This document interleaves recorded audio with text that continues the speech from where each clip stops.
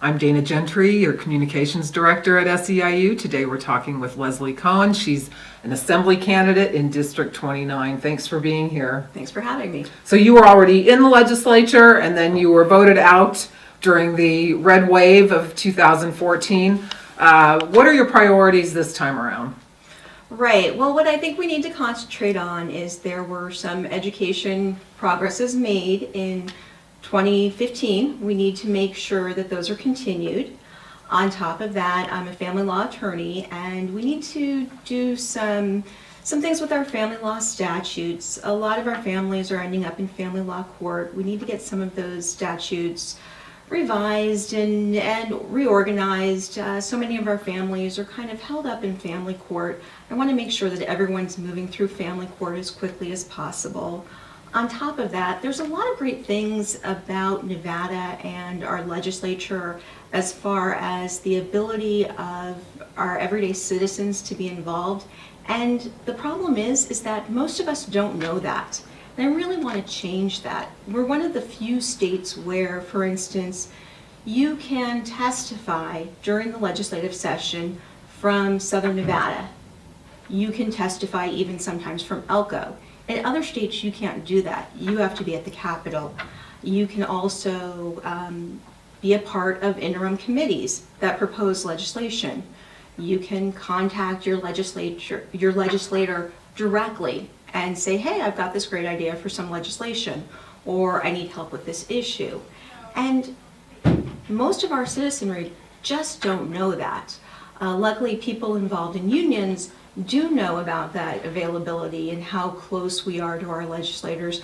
But Because they're more politically active. Right, because they're more politically active, but most people don't. And so I really want us to get the word out more and have people understand that availability and that closeness that we do have. It's one of the things we do right in Nevada. We just don't know that we do that right.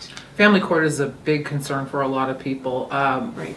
What about the cost of pro se litigation? Is it possible to represent yourself in family court and get a fair deal? I know you're an attorney, so. Right, it is, and there are ways to have the cost of the litigation waived through some forms that you need to fill out. I'm not, because I haven't had to go through the pro se process myself being a lawyer, I don't want to give anyone the wrong information, but I know on the court's website there's a self-help family law center that have forms that people can fill out. There are classes provided by, I believe, the law school that people can take to help represent themselves. There's videos on how to represent yourself in court.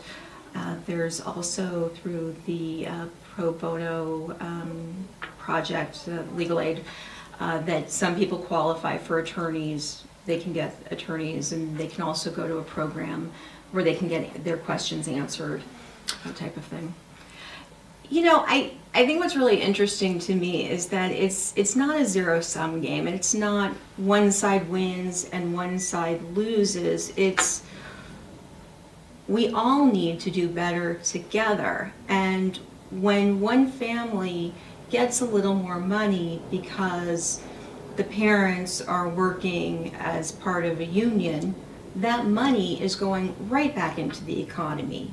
When they're getting better health care benefits, so their money stretches further so that they're not struggling to pay the medical bills, their money is going now into local small businesses, because now they've got a little more money that they say, hey, we can send our kids to ballet classes instead of struggling to pay the doctor bills. And we can go to dinner more. I find it really interesting when some people do think it's an us against them mentality, because it really doesn't have to be. It really does help all of us when we're all doing better together, when we're all earning more. So in 2015, you mentioned there were gains made in education, but there was also the school voucher bill that was passed. It's very controversial, and there's a court challenge right now. But if it does come back before the legislature, is that something you're interested in repealing? Right. Without seeing any legislation, I can't say how I would vote on a particular bill until I see something in front of me. But I was not a fan of that legislation. and I'm not a fan of what it did and where that money went. You're concerned it's So- still diverting money from Right. public schools? Right, right. Okay. Anything else that, are you going to be out walking your district? Yes, in the last election, I had a lot of great volunteers. We reached a lot of people. We talked to, I think we ended up, when I did the calculations, between phone calls and contacts at the door, we had about 30,000 contacts. And, you know, it was great to get out and talk to people and see what interested people most, and to see from the beginning of the election cycle to the end of the election cycle where people's interests changed over the months, and you know, to see what was important to people. All right, Lesley Cohen, we appreciate you being here. Thank you for having me.